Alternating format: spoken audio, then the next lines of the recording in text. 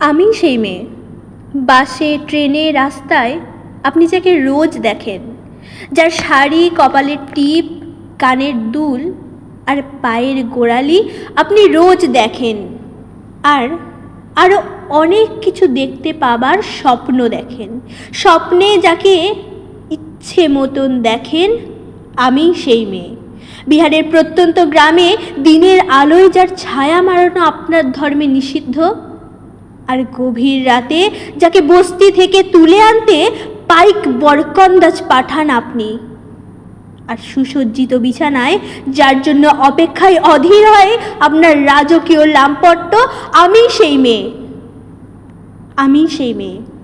আসামের চা বাগানের ঝুপড়ি কামিন বস্তি থেকে যাকে আপনি নিয়ে যেতে চান সাহেবী বাংলোয় মধ্য রাতে, ফায়ার প্লেসের ঝলসে ওঠা আলোয় মোদির চোখে দেখতে চান যার অনাবৃত শরীর, আমি সেই মেয়ে।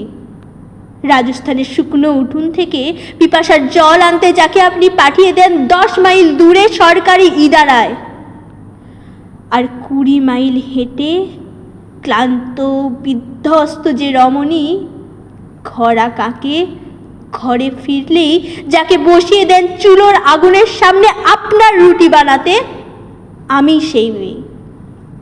আমি সেই মেয়ে যাকে নিয়ে আপনি মগ্ন হতে চান গঙ্গার ধারে, কিংবা ভিক্টোরিয়ার সবুজে, কিংবা সিনেমা হলের নীল অন্ধকারে, যার চোখে আপনি এঁকে দিতে চান ঝুটো স্বপ্নের কাজল, আর ফুরিয়ে যাওয়া সিগারেটের প্যাকেটের মতো পথের পাশে ছুঁড়ে ফেলে আপনার ফুল সাজানো গাড়ি শুভ বিবাহ সুসম্পন্ন করতে ছুটে যায় শহরের পথে।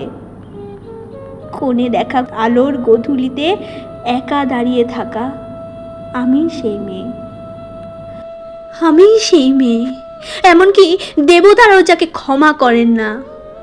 অহংকার আর শক্তির দম্ভে যার গর্ভে রেখে যান কুমারীর অপমান, আর চোখের জলে কুন্তি হয়ে নদীর জলে বিসর্জন দিতে হয় কর্ণকে, আত্মজকে।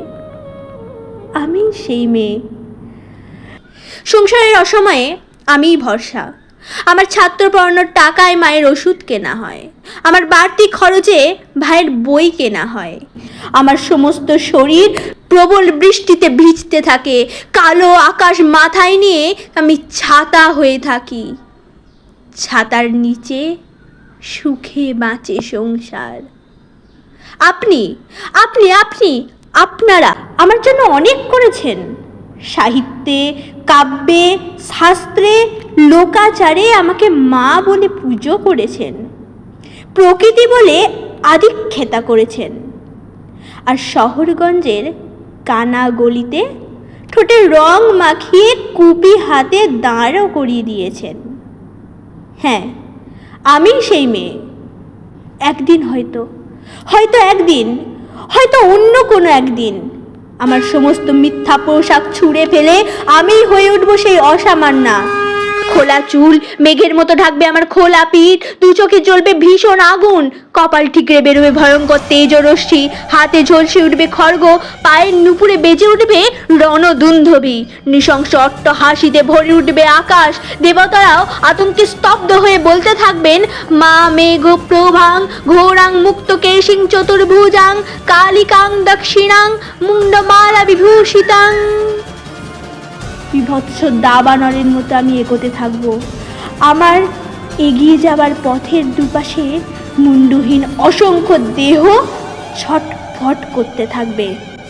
সভ্যতার দেহ, প্রগতির দেহ, উন্নতির দেহ, সমাজের দেহ। হয়তো আমি সেই মেয়ে, হয়তো বা